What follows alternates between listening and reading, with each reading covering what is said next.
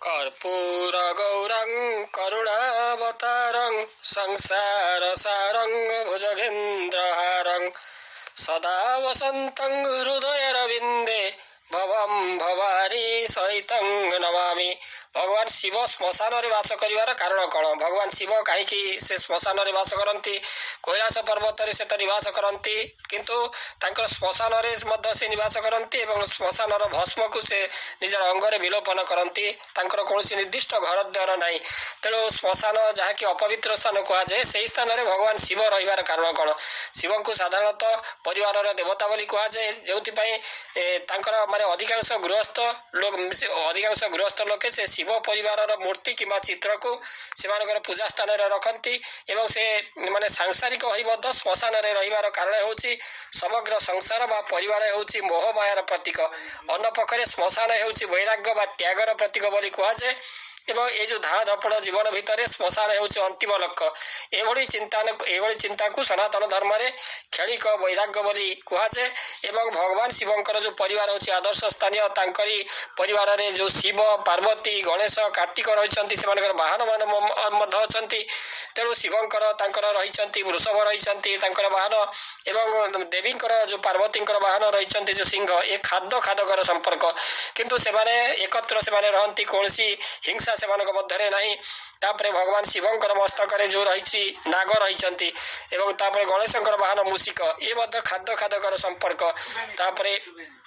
तापर रही जो सर्प मद शिवंकर ठारे रहिले ये जो कार्तिक ठारे रही वाहन मयूर ये खादकर संपर्क, किंतु शिवंकर परिवार रे से सहवस्थान एकत्र सहवस्थान कर रहती। तेणु ये जो आदर्श परिवार ये जो माने मध्यता से लोके ग्रहण करती। तेणु ये जो श्मशान जो भाव में शिव वैराग्यर बा त्यागर प्रतीक बोली से श्मशान कहुए। श्मशान माने मनुष्यर जीवन अंतिम लक्ष्य हूँ जो श्मशान, जहाँकि अंत्येष्टि क्रिया अंतिम संस्कार मनुष्य जीवन 16 संस्कार मध्य ये जो अंतिम संस्कार जहाँकि श्मशान कराए। तेणु यही चिंता को आम सनातन धर्म में क्षणिक वैराग बोली कहुए। श्मशान हूँ शांतिर प्रतीक। शिव श्मशान रही कारण हूँ जे भगवान शिव श्मशान बास करने सूचाए जे प्रत्येक व्यक्ति संसार रही निजर समस्त कर्तव्य को पूरा निष्ठार सहित पालन करने उचित।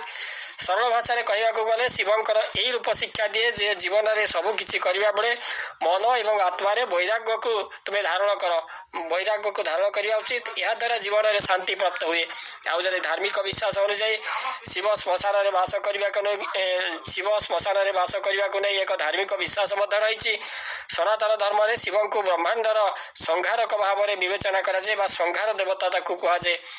तेणु विश्वास कराए यही जगत सृष्टि हुए और नष्ट हुए, विनाश हुए।